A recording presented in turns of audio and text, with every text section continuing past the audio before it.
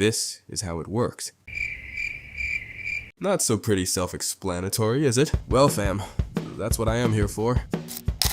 Black and white TVs, which were not as good as the colored ones, but still were an amazing invention. Imagine you were in the year 1912 and your friend told you that there is something that could let you see someone who is hundreds of kilometers away from you. You would assume that he is just joking and then proceed to forget it in just a few minutes. When color TVs were introduced, the people were happy, but more happy were the news and entertainment channels. Here is a footage of an entertainment TV channel transitioning from black and white to colors. I'll try and hold it down. There it is. Hey, look at me, I'm in color! Come on in, it's lovely! That was really funny. The link is in the description if you want to watch the full video. So for a black and white TV to function, first a signal was transmitted to the TV from the broadcasting station. The TV had an electron gun at the back of the screen, and the TV screen was coated with thousands of tiny dots of phosphorus. Phosphorus is a substance that emits light when an electron beam falls upon it. Then the electron gun produced a white light beam which scanned the screen very fast. The parts which it lit up became white, and the rest was black. The electron beam did the scans very fast to make it look like a moving picture. It did about 28 scans per second. I'm not pretty sure about that, but it's somewhat close to that. These TVs were the norm till 1880, but then came a genius. Hans Adnian from Germany made the design for a color TV, but it didn't work out exactly as he expected it to.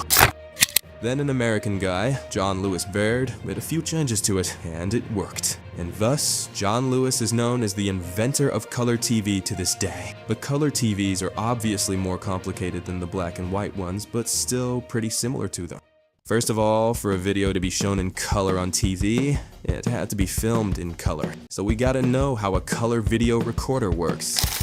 A video recorder is actually just a really fast picture camera. It takes a lot of pictures very fast, which then played together, seen like a video. That's why you hear a video is filmed in 30 FPS or 60 FPS, which means frames per second or pictures per second. So how does a camera take a color picture? A camera consists of three main parts: the aperture, the shutter, and the magic sensor. The light enters through the lens to make it focus.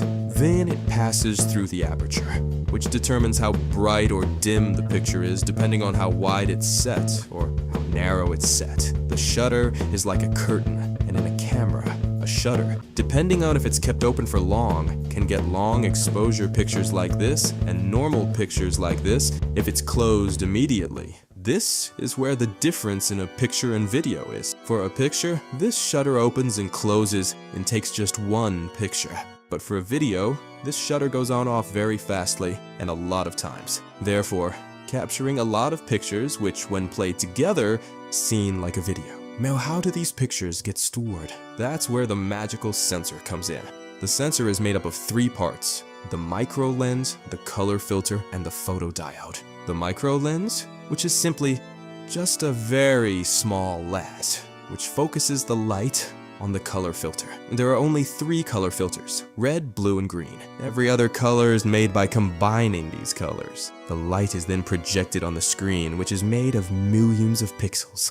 Each pixel consists of three smaller pixels. When red light falls on some pixels, they turn red. And when green light falls upon some pixels, they turn green. And congrats!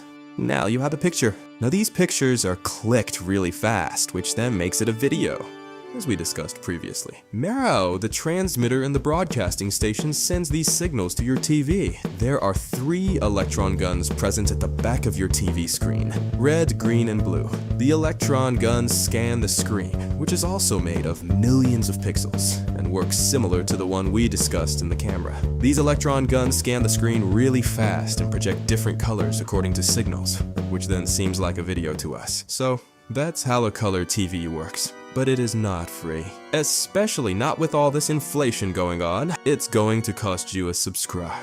And you can leave a like as a tip.